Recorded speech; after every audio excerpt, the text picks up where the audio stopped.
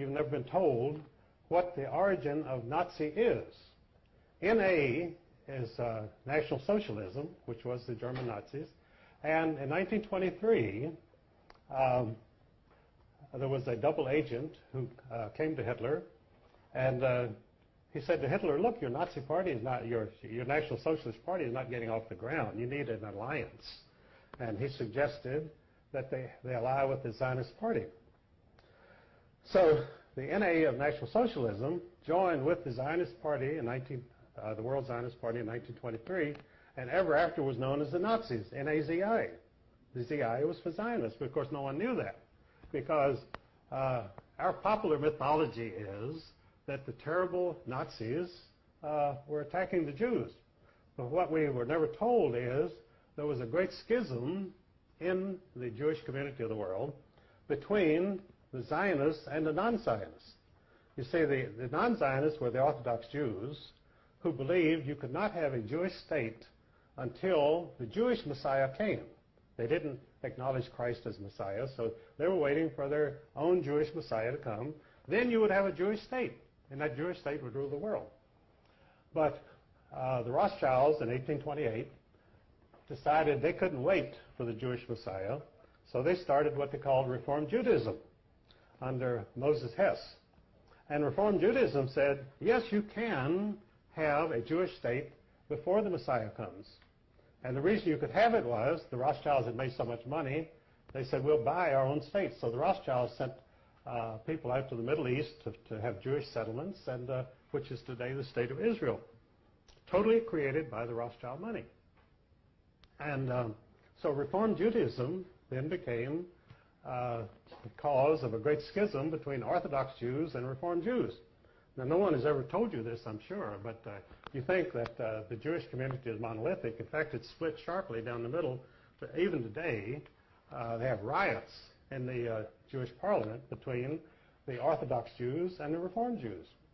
And they cannot agree on anything because the basic premise is a fundamental disagreement over whether a Jewish state should even exist today.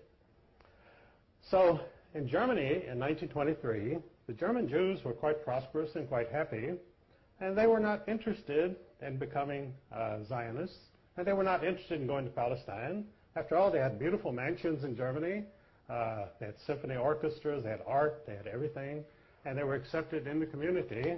As Ezra Pound said, Germany was the least anti-Jewish country in Europe. When you went over into Poland and Russia, you had very strong feeling against Jews. But in Germany, they were accepted and happy, so why would you ever have an anti-Jewish government in Germany? And of course, Hitler, allying himself with the Zionists, he said, after all, you're right. He said, we have the same goals. And so he allied with the Zionist party, and the mission of the Nazis was to force the anti-Zionist Jews to accept Zionism. And this is what the concentration camps were about. They put the anti-Zionist Jews in the concentration camps, and they were placed under the direct administration of the Sonderkommandos, who were the Zionist Jews. So the concentration camps were run by the Zionist Jews in order to punish and get rid of the anti-Zionist Jews, which they did. And of course, that's a part of the Holocaust that you were never told, that this was a fundamental Jewish disagreement, which the German people, that Daniel Goldhagen wrote a book in which he said all Germans cooperated in their anti-Jewish feeling and the Holocaust, which was not true at all. The Germans did not even know what was going on, most of them. It's just like in the United States, when we were perfecting the atomic bomb and bombed Hiroshima and Nagasaki, the American people knew nothing about it. It was forbidden to mention the atomic bomb. I was serving in the Air Force at that time. We never heard of any atomic mission or atomic bomb until the bomb was dropped on Hiroshima.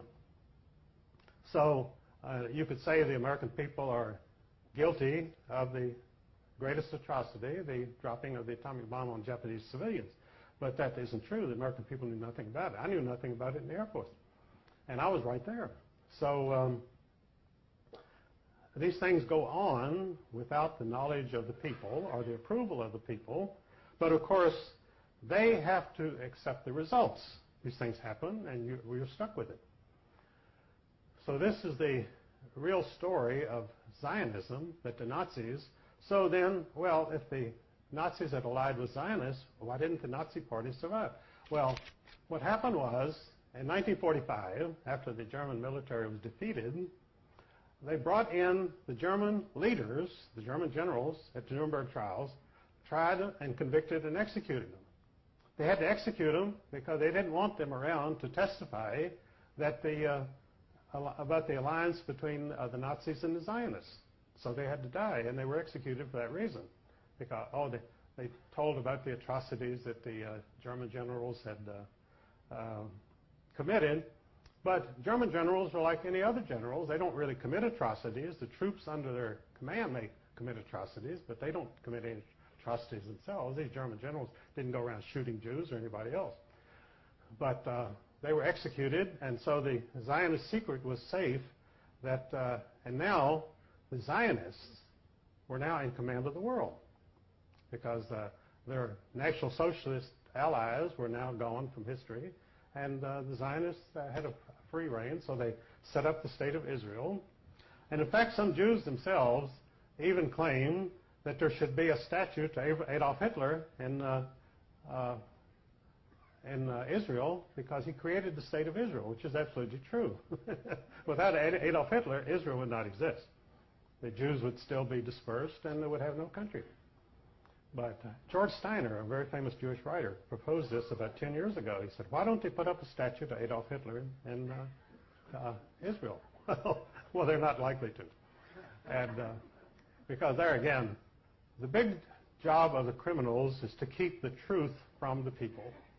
They want, not only do they want you not to find out anything, but they flood you with disinformation. Most of the stuff that you get in the press is absolute lies. And if it's not lies, it's spin or distortions. In other words, they give you 10% of the truth, and the rest is all distortions.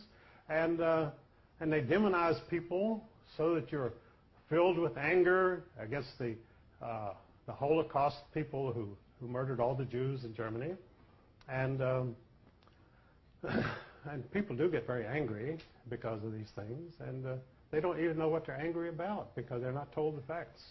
And never will be told the facts because the press